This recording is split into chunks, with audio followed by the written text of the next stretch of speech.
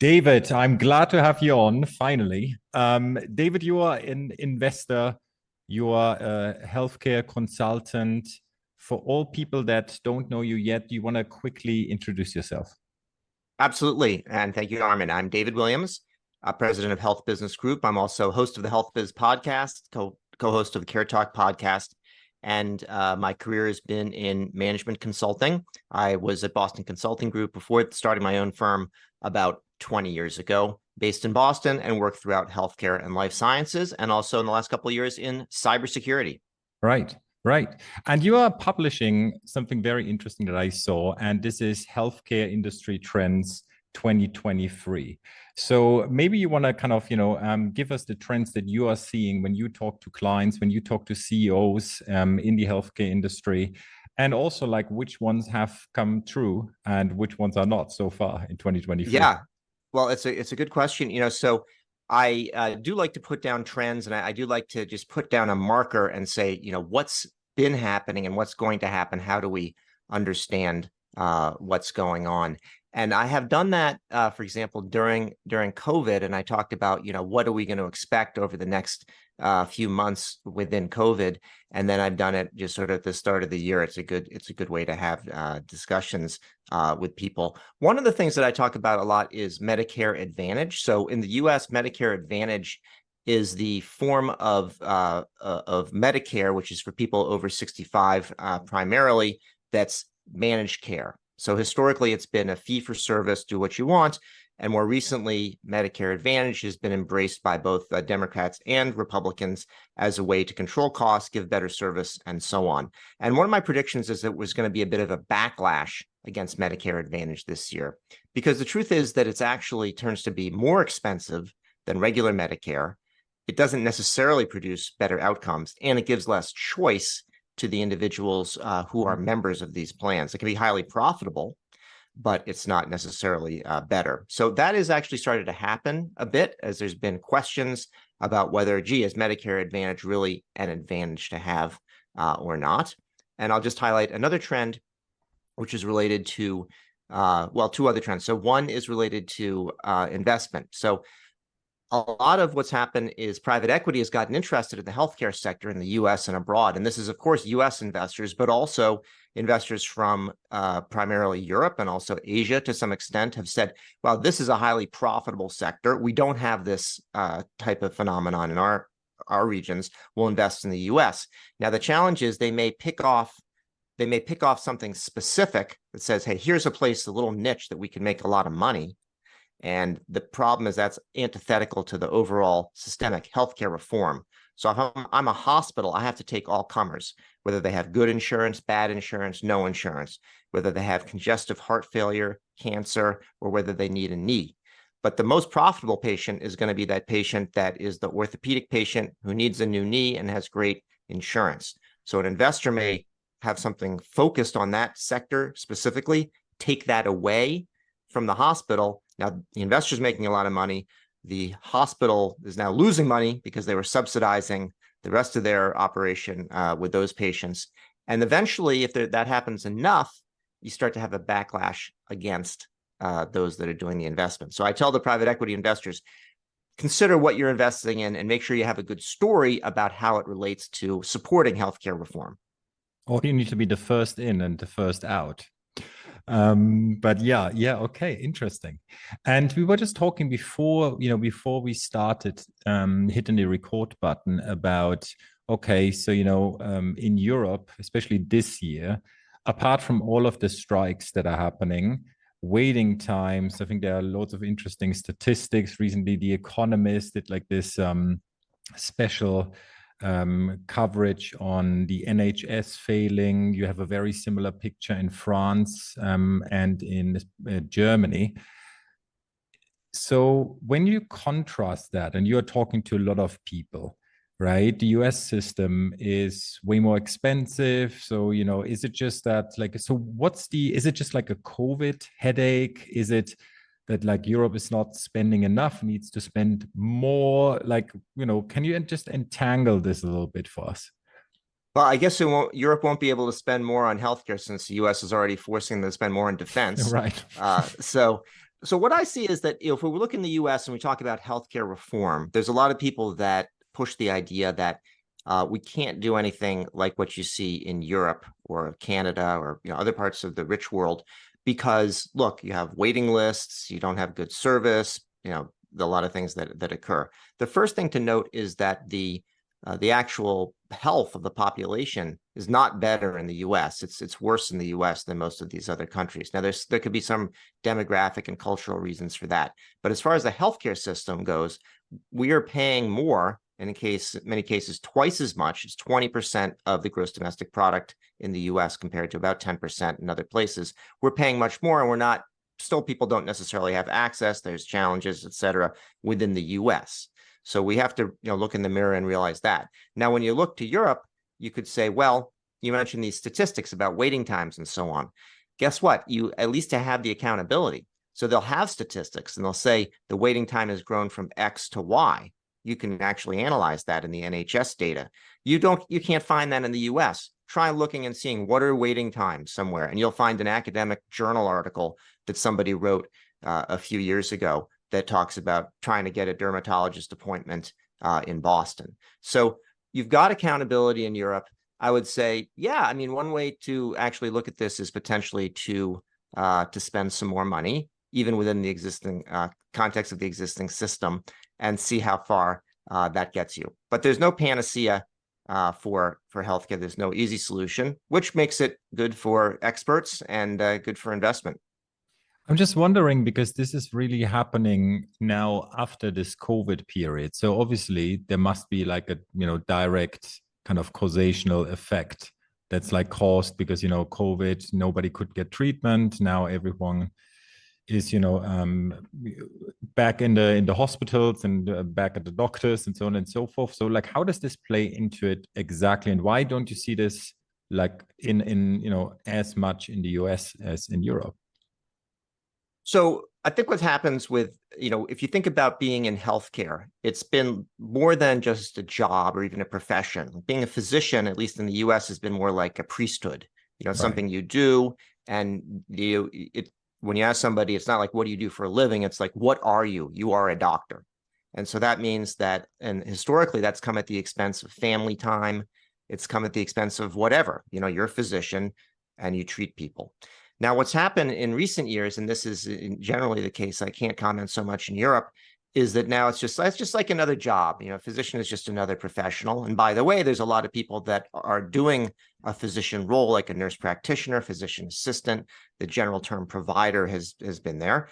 And during COVID, what happened is the physicians and other healthcare practitioners were risking their lives, and some, in fact, died. A good number of them did, from COVID. And instead of having just the complete appreciation for it, there's even resentment or conspiracy theories. And the worst, and at least there is just these like, gee, this is a tough trade-off, and the job is unrelenting. And when people leave it, it actually makes it worse for those that are remaining. So I think it's as in many industries, it's given people to kind of have a chance to take a look and say, gee, did that make sense? Where I was almost literally, in some cases, killing myself in order to be in this profession. So then what happens is you start to have the challenges that you have in any kind of a process. Like what I learned in business school is whenever there's a factory process, there's going to be a bottleneck somewhere. And if you remove the bottleneck, then it's going to reappear somewhere else. And it's hard to balance the system out. So the system has come out of balance, partly because of all the demand from COVID.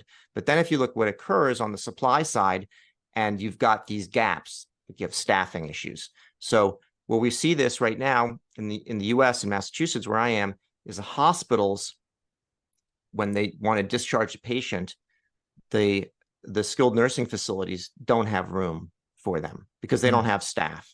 So if they don't have staff, then they can't get the patient out of the hospital. If you can't get the patient out of the hospital, then you can't treat the new patient that's coming in. And so that way may mean that, for example, an ambulance, which also has trouble staffing, instead of being on the street, the ambulance is sitting there at the bay of the emergency room waiting to let that patient in, and they're not out on the streets. And the people who went to become ambulance drivers or emergency medical technicians or paramedics, they didn't sign up, they signed up for the action. They didn't sign up to sit there waiting at a hospital. So the whole thing comes out of balance. I think that's one thing that's occurred. And in the US, it's also been coupled with a pushback on immigration. And so one of the ways that we have dealt in the past with expanding need is through new supply through immigration. Now, I know in Europe, there's been quite a bit of immigration. There's also backlash against it there as well. And I you'd think also have a very low... the doctors moving out, though. I think the net migration Yeah. like of medical professionals is quite negative in Yes. apart from maybe Switzerland. And then you have also a very low birth rate. Right. So if you're going to have a low birth rate and people getting older and needing more healthcare, there's going to be an imbalance in healthcare and in other industries too, but healthcare is particularly notable. Interesting. And you just like mentioned, just because it's big in the news this year, you mentioned conspiracy theories. Is this a topic that, and I suppose you refer a little bit to, okay, Robert Kennedy now quite big on the Joe Rogans of this world that kind of trying to really kind of get more debate. Is this like a topic that's like of interest in the medical profession, or that's in the sense of like are people really talking about it, or is this more kind of for retail consumption that it sounds great and everyone knew that like we shouldn't have a mandate or whatever, right? So Armin, so you brought this up, and I know you're building up your YouTube channel, which is going quite well. And I'll also tell you, YouTube, they'll flag. They have primitive artificial intelligence, and they'll flag a discussion on this topic. So oh my you God, better be careful about keeping it in or not. What happens here is that you have these phenomenon that are pretty widespread, and I'll tell you how it manifests and makes this issue that we've been talking about in terms of healthcare staffing shortages worse. So normally, let's say a few years ago, if you were to come into the office as let's say a 65-year-old, you would come in and they would say, here's what we're going to do for your physical, this, that, and the other. And by the way, now you're 65, you need to give you a pneumonia vaccine and a meningitis vaccine and a few things like that. And you should have your COVID test and your flu shot and all that. Now, what I hear from physicians is they have to spend a lot of time, maybe most or all the appointment, debunking issues that have come up. Well, I saw on Fox News, it said, if you take this, it's going to give you dementia or, this, that, and the other. So there's actually these conspiracy theories and distrust of the medical profession are widespread now. And so it makes it difficult for the physician, even if they don't have those beliefs themselves, to be able to practice because a lot of the population has that. And it's also led, a major issue we have in the US now is workplace violence. So people are actually physically threatened or even attacked, and a physician no different than somebody working in a convenience store or something like that. So that's a challenge. And then we've also had it's just become more politicized beyond conspiracy theories, and that has to do in particular if you look at obstetric care and gynecological care, where the issue of abortion has become very politicized after the overturning of the Roe versus Wade decision in the U.S., which legalized abortion everywhere. Now, on a state-by-state basis, those forces are sort of going back and forth, and it's not as pure about abortion. A lot of it has to do with things like contraception and care for women who are pregnant and so on. So this has made things harder. And so it's kind of a combination of conspiracy theories and the politicization of medicine. Yeah, and it is just so interesting because, like, I think it's the wider trend that you see is just like a trust or a loss of trust in any sorts of organizations, or institutions, starting from international organizations. I think they were hit first, and then it kind of trickling down, going through industry to industry. Doesn't matter how the science is, everything is getting politicized. You, David, you are an investor as well. So we talked about a couple of problems. Or there are definitely problems. I think we can objectively say that. You talk to a lot of founders, you talk to a lot of CEOs, mainly in the US, but what interesting ideas do you see? Like, where's the focus right now of founders, how to solve problems? Because, I mean, first of all, it seems to me that becoming a founder in in the healthcare industry is kind of more difficult through regulation and other things, and you need to be like, you need to know your stuff in any case, much probably like more than in other industries. But like, where are the problems that people are solving, and what stands out to you? So, there's usually, we talk about the iron triangle of cost, quality, and access. Choose any two. And if you want to have three, then that's a problem. That's difficult, yeah. And so in the last 20 years or so, in fact, slightly longer, focus has been on digital health. And it's had different forms called, e-health, m-health, and so on. Digital health's topic now. And part of the idea is that with convenience in particular, if you don't have to wait to make an appointment, but you can actually connect with somebody either asynchronously or use technology, then you're going to help on the convenience side. It may help on the cost side as well, and maybe even on quality. So there have been various iterations of digital health over the years. What's new now, and those things take a long time in healthcare. So those are still working their way through. And during the pandemic, they went crazy. All of a sudden, we've been talking about doctor-patient consultations online literally since 1999. Been involved in it then. And then in 1 year, actually in 2 weeks, in March of 2020, you had the use of visits, remote visits, go from less than 1% to like 50% in some places. It's just unbelievable. And now that's come back down, but okay, you could see, wow, it can happen. It could work. It's there. We have this challenge that we were talking about before about healthcare staffing.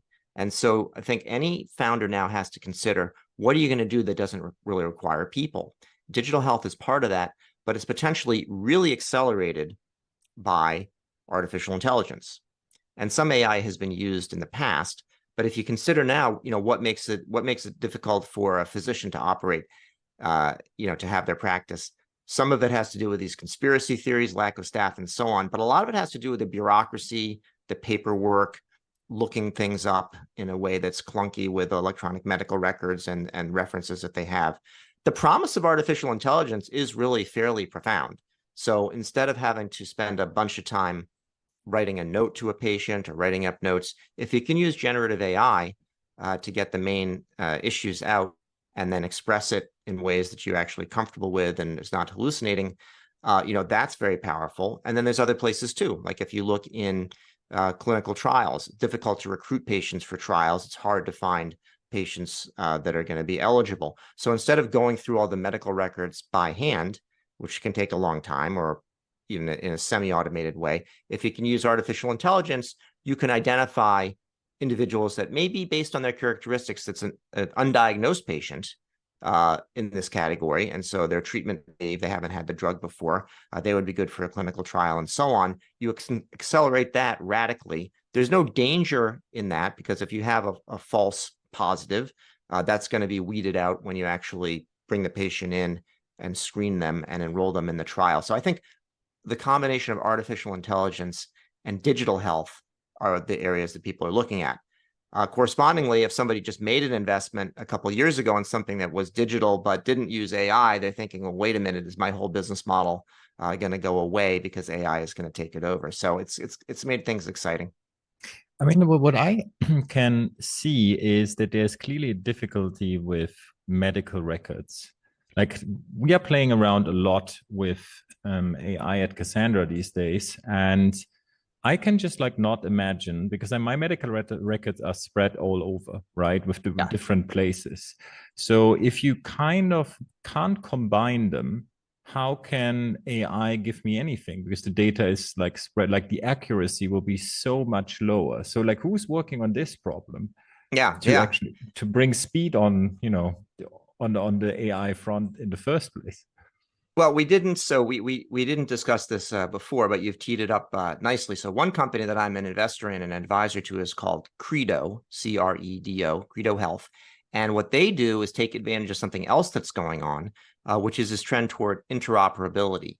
Right. In the US in particular, the care is spread across many different settings, and they have electronic medical records thanks to the HITECH Act and the Affordable Care Act from about 10 years ago or a little bit more. but those records haven't been able to talk to one another.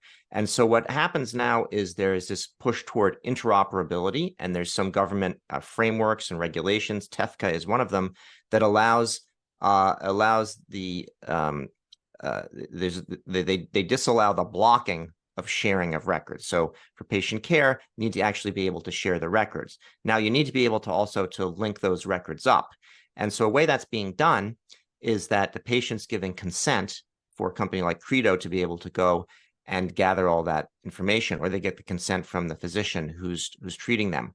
The physicians now have an incentive, actually under Medicare Advantage that we talked about before, to get that whole medical record, because they get rewarded based on the severity of the patient's condition. So if they have all their medical records ahead of time, then they can do that. So we've got a combination of regulatory reform that allows the interoperability so that the records can be shared from a technical standpoint. We've got a business model where the physicians actually want to see those records in advance so that they can get paid. And then there is the artificial intelligence portion, which can pull some of this information together. And in particular, you've got in the medical records, you'd think about it as a structured data, but it's actually only about 20 or 30% of the information is structured in fields like what's the blood pressure, heart rate, and so on. And a lot of the information is actually in those unstructured notes. So the artificial intelligence, and in particular natural language processing, is useful in order to be able to bring all that together. There's another company that we work with. It's actually in a private equity portfolio owned by BV Investment Partners that's called Celerity.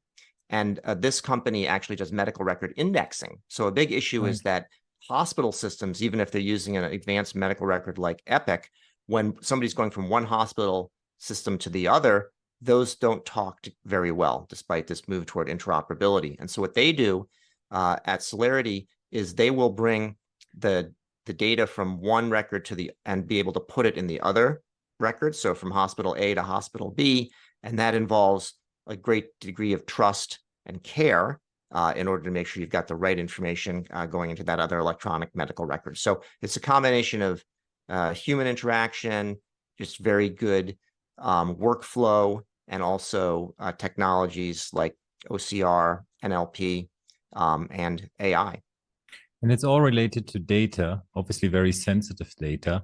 I guess that's why you pivoted to a certain extent also to cybersecurity, right? What are from the cybersecurity perspective in healthcare now, what do you see are the most important angles, right, that you are looking at?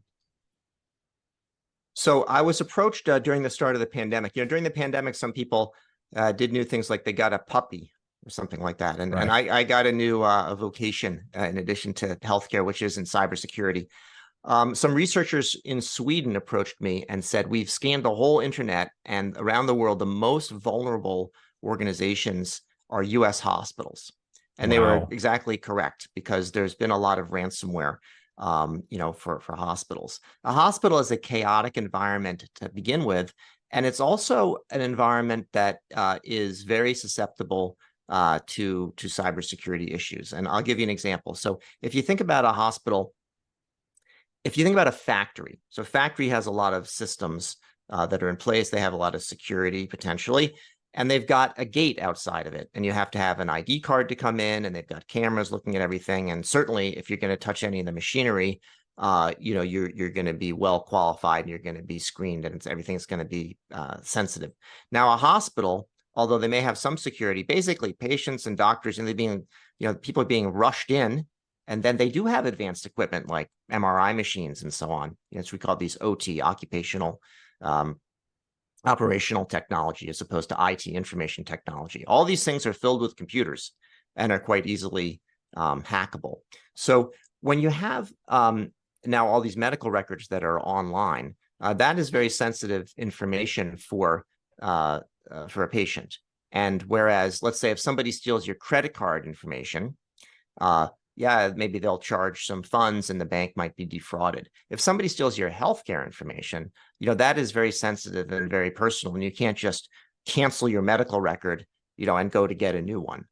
So these are very sensitive pieces of information, and sometimes it could be used for certainly for phishing, but also sometimes for obtaining benefits, obtaining benefits or for identity theft. So in the US, a lot of times people will ask for your social security number when you sign up as a new patient, and you should never give it to them. There's no reason that the physician should have that information. They don't actually need it. They don't use that information anymore for your Medicare record, but a lot of people routinely ask for it. And so my social security number is kept in any number of places. I don't give mine out, but most people's are kept in any number of places that are not prepared actually to protect it. So we see some of the same issues of cybersecurity that we see elsewhere, but data privacy is a bigger factor. Now, if we go to the next level and think about more industrial hacking, if you look at medical devices, so a lot of people have implanted medical devices, right? So these send a signal. Let's say the implanted cardio defibrillator sends a signal to the heart when it needs to shock it, to bring it back into rhythm, or when it stops. Well, I'll let you use your imagination, but if a bad actor gets a hold of that kind of control, that could be a problem. So we're seeing cybersecurity in medical devices becoming an issue. We're also seeing it, as I mentioned before, as a lot of private equity investment in healthcare. And sometimes when they're investing in a small organization, they'll say, well, these guys aren't really, they're not really focused on, they're not really a target. They're too small, or nobody knows about them, or it's too esoteric. As soon as they're connected to a private equity fund that has $1 billion, or even if they have less, all of a sudden they're a target. It's not what you do, it's who you're connected with and how you might actually reach into them. So the technologies that are out there now, you can scan the entire internet, as I had described before, if you're advanced, a nation state, for example, and you'll find these connections, and you'll say, okay, that's Joe's garage. It's owned by Joe. I'm not interested. But now if Joe's garage is owned by, Acme Private Equity, Sure. Now I'm interested in it. So these are the sort of things we're seeing in healthcare as healthcare gets more investment from private equity as well. It's very interesting. So actually, like you probably should, there's some leverage that potential kind of, cyber attacker has actually, if they go for, it's very interesting. They do. Now, the thing is that on the one hand, it's a real threat, but on the other hand, ransomware has actually done more to get people interested. Before the CEO or CFO, they didn't really care about cybersecurity very much, these data breaches and so on. Okay, not such a big deal, but now they care about it because of ransomware. They know about it. Now, it does there's a defensive side, but then there's also a more of a building of a strategic asset as well. Because now, if some of these smaller companies are going out to work with the large players, either whether those are governments or, let's say, a big health insurer like United Healthcare, those entities are now asking about the cybersecurity and data privacy posture of these smaller companies. So it becomes an advantage. Instead of saying, hey, I'm 2% less expensive, or people like me more, I can say, look, I have ISO 27001 certification, or I have some other certification where I can demonstrate what I do in terms of vulnerability scanning, in terms of penetration testing, in terms of policies and procedures, and the ability to recover after an attack. And that is now being a differentiator that the organizations can use when they're signing up new customers, but also when they go to market. And when you have entities that are doing due diligence on them, say, wow, these guys are really robust.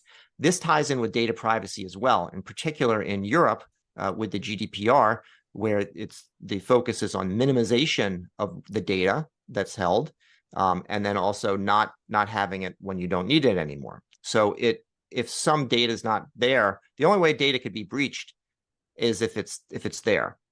So if I've got data that I don't need as an organization, best thing is not to keep it anymore. And that way, if I am breached, because it could happen, at least the data will not be exposed because I won't have them. It's a very simple concept, but it's actually helping organizations realize, yeah, okay, instead of just hoarding all the data that I can about everybody that I come into contact with, I actually have to be careful about it and minimize what I've got and then encrypt it at rest and so on. So we are really getting higher standards here, and it's paying off because this is like a true asset now.